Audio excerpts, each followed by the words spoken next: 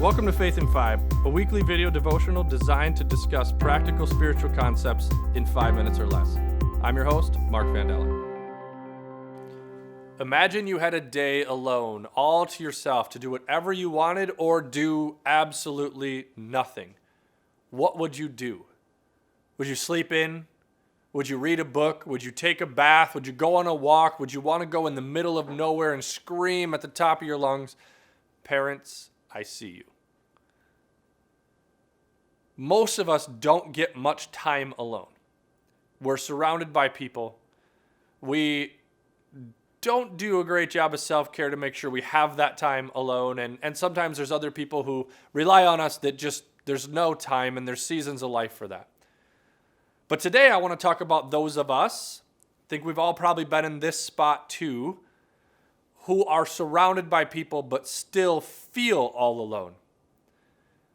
When we choose to be alone, it's glorious. It would be amazing. But when we are feeling lonely, misunderstood, disconnected, neglected, overlooked, not included, we start to feel lonely. We start to feel like we are with nobody. Sometimes we're in a room full of people and we look around and we don't feel like we fit. Nobody understands us. And we would long to be seen. We want nothing to do with being alone. We want people to know us, understand us. The good thing is, in those moments when we are alone, truly lonely, truly distant from people, God is with us. In our series simply called With, we're exploring the life that we live with other people.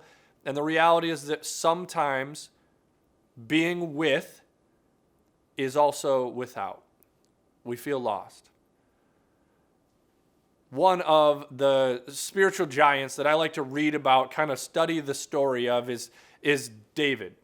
David has a really, really unique history. It's got tons of ups and tons of downs, and that's why I like to read about it, because in the ups, I get him, and in the downs, I also get him. We've been through some of the same stuff that he's been through, and that's comforting because God did amazing things through David. But David is also responsible for a lot of the Psalms. David often poured his heart out to God when he was happy and when he was sad. And one of the Psalms that I often lean on when I am feeling completely alone, when I'm feeling lonely, hurt, broken, and no one understands me, is Psalm 139, 7 through 12. David is in one of these spots where he's feeling maybe alone as a human, but he leans into God and reflects on the fact that no matter what's happening in his life, no matter how rock bottom he has hit or how high on a pedestal he is, God is there. David said, "Is there any place I can go to avoid your spirit? To be out of your sight? If I climb to the sky, you are there. If I go underground, you are there. If I flew on morning's wings to the far western horizon, you find me in a minute. You're already there waiting."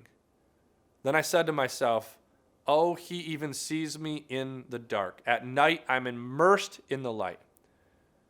It's a fact. Darkness isn't dark to you. Night and day, darkness and light, they're all the same to you. I love this verse when I'm just not feeling it. When I feel like I'm the only person in the world who understands what I'm going through, and everybody around me sees something different. When I feel disconnected and hurting, I lean on this verse, I read it, I remind myself that no matter how low or how bad it gets, no matter how far I feel from people, God is there in the dark and the light. God wants to celebrate with us, and he wants to sit with us in the pain and the struggle. Sometimes we can't feel that, but just reading that verse reminds me of that. It helps me see that God is there.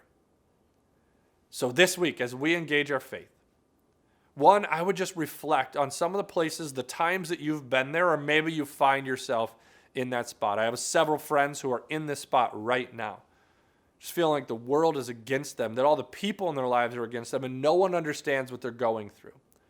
Read Psalm 139, 7 through 12.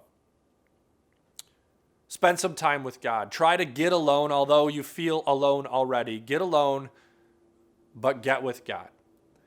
And then second, be honest with God. The other example that I pick from these Psalms that David writes is he has regular habit of being completely honest, transparent, and vulnerable with God. Yell at God, argue with God, tell him how bad it hurts because he sees good in you regardless. Light and dark are the same to God. You can't hurt his feelings. You can't surprise him with what's going on in your life. So one, be with God. This week, find just 30 minutes. Whether you're alone or feeling alone or lonely or not, find 30 minutes this week. That's all that you have to do. Find 30 minutes to be with God.